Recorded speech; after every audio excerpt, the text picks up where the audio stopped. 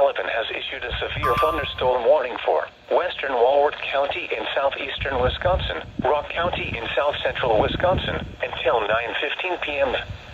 At 8:47 p.m., a severe thunderstorm was located over Roscoe, moving northeast at 70 miles an hour. Hazard, 60 miles an hour wind gusts.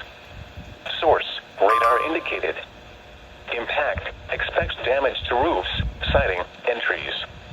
Locations impacted include Janesville, Beloit, Whitewater, Delavan, Milton, Edgerton, Clinton, Sharon, Darien, Richmond, LaGrange, Tiffany, Tibbetts, Allens Grove, Millard, Avalon, Afton, Chaupier, Emerald Grove, and Johnstown Center.